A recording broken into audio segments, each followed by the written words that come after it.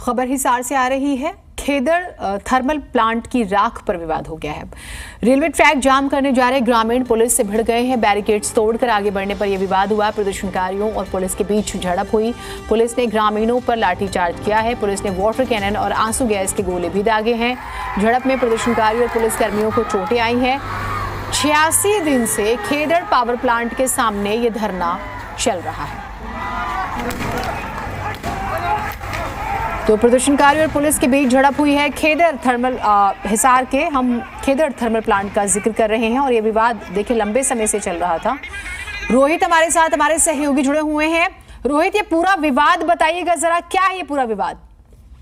देखिए, अगर इस विवाद की बात करी जाए तो इस विवाद को चलते करीबन 80 दिन हो गए हैं। आपको बता दें कि Rajiv Gandhi Khedar thermal power plant, जो कि खेदड़ में स्थित है, हिसार के नजदीक पड़ता है, इससे जब बिजली उत्पन्न होती है तो उसके बाद फ्लाई ऐश यानी कि राख निकलती है। इस राख के बारे में आपको बता दें कि इस राख का इस्तेमाल पहले गांव की तरफ से किया जाता था।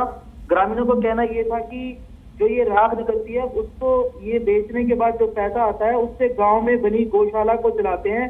अब की बार आपको बता दें कि इस साल से सरकार ने इसका राख का यानी कि फ्लाई ऐश का ओपन टेंडर कर दिया है। इसी बात को लेकर ग्रामीण पिछले करीबन 80 दिनों से धरने पर बैठे थे कि जिस तरह से पहले राख की प्रक्रिया चलती थी, मतलब राख की एक तरह से ओनरशिप ग्रामीणों की थी, तो उसी तरह की सुविधा जो है वो पहले की तरह ही की जाए। इसी बात को लेकर धरना चल रहा था और आज धरने को लेकर ग्रामीणों ने 30 तारीख को मतलब 30 जुलाई को अल्टीमेटम दिया था कि अगर तब तक समस्या का समाधान हो गया तो ठीक है, नहीं तो खेदड़ थर्मल में एक तरह से किसानों की महापंचायत बुलाई जाएगी और जो ट्रैक यहाँ से गुजरता है उस ट्रैक को मतलब जो रेलवे की कनेक्टिविटी थर्मल से है उसको रोक दिया जाएगा। तो ऐसे में जब ग्रामीण एक तरह से महापंचायत करने के बाद पूरे मामले को देखने के बाद ट्रैक की ओर बढ़ रहे थे, तो बैरिकेड पर जैसे ही पुलिस ने रोकने का प्रयास किया तो दोनों पक्ष भिड़ गए और इस दोनों की गर्मा गर्मी में एक तरह से झड़प का माहौल बन गया और पुलिस ने लाठियां भी बांधी ग्रामीणों पर। साथ ही साथ आपको बता दें कि इस पूरे विवाद में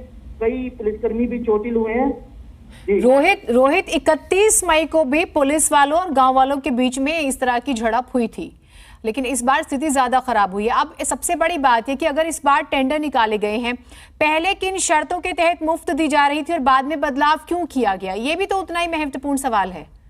देखिए, जिन्हें अगर इस पूरे मसले की बात कर ली जाए तो जिस तरह से मई में भी इसी बात को लेकर विवाद हुआ था, हालांकि स्थिति उस दौरान इतनी गंभीर नहीं बनी थी जितनी आज बन गई है। क्योंकि आज की अगर बात कर ली जाए तो पिछले 3-4 दिनों से मतलब इस मामले को लेकर लगातार गर्मा गर्मी का माहौल देखने को मिल रहा था। बीते दिनों रणजीत चौटाला, जो कि हरियाणा के बिजली मंत्री है, उनसे भी ग्रामीणों ने मुलाकात की थी। इससे पहले भी मुलाकात हो चुकी है, लेकिन समस्या का जब समाधान निकलता नहीं नजर आया तो ये विवाद बढ़ गया। जहां तक आपने पूछा कि टेंडर की प्रक्रिया पहले कैसे होती थी और किस तरह से था, तो आपको बता दें कि पहले ओपन टेंडर मतलब ऑक्शन के जरिए राख की नीलामी नहीं होती थी, लेकिन अब की बार ओपन टेंडर निकाले गए हैं, ओपन ऑक्शन निकाली गई है और जो भी चाहे इस राख को खरीद सकता है। तो इसी बात को लेकर विवाद है। ग्रामीण सीधे तौर पर यही चाहते हैं कि पहले भी राख पर हक उनका रहा है और अब भी राख पर उन्हीं का हक होना चाहिए। इस तरह से ये विवाद हुआ। और आपको एक और अपडेट दे दूं कि अभी तक सूचना ये मिली है कि इस पूरे विवाद में दोनों पक्षों के काफी लोगों को चोटें लगी है और बताया ये भी जा रहा है कि एक की